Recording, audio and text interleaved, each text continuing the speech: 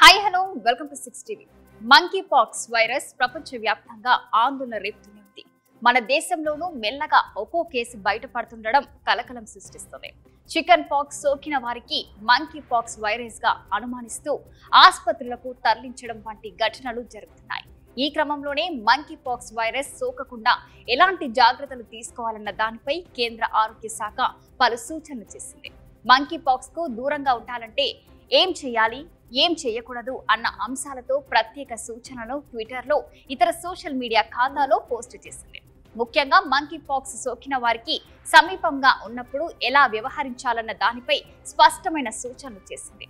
ట్విట్టర్లో ఆరోగ్య శాఖ పోస్టర్ మంకీ పాక్స్ నుంచి మిమ్మల్ని మీరు ఎలా రక్షించుకోండి అంటూ మంకీ పాక్స్ ముప్పు అది సోకకుండా తీసుకోవాల్సిన చర్యలను అందులో పేర్కొంది. ఆ పోస్టర్లోని వివరాల ప్రకారం మంకీ పాక్స్ ఎవరికి వస్తుంది, చిన్న పెద్ద తేడా లేకుండా ఎవరికైనా మంకీ పాక్స్ సోకే అవకాశం ఉంటుంది. మంకీ పాక్స్ సోకిన వారితో ఎక్కువగా సేపు సన్నిహితంగా గడిపినా, తరచూ వారిని కలుస్తూ ఉన్నా వైరస్ సోకే అవకాశం చాలా ఎక్కువగా ఉంది. ఏం చేయాలి? మంకీ పాక్స్ సోకిన వారిని, వారితో సన్నిహితంగా ఉన్న వారిని ఐసోలేషన్ లో ఉంచాలి. నీళ్లు, సబ్బుతో చేతులను ఎప్పటికప్పుడు శుభ్రం చేసుకోవాలి. వీలైతే శానిటైజర్లను వినియోగించాలి. మంకీ పాక్స్ సోకిన వారికి సమీపంగా ఉండాల్సి వచ్చినప్పుడు తప్పనిసరిగా మాస్క్, చేతులకు గ్లౌజ్ ధరించాలి.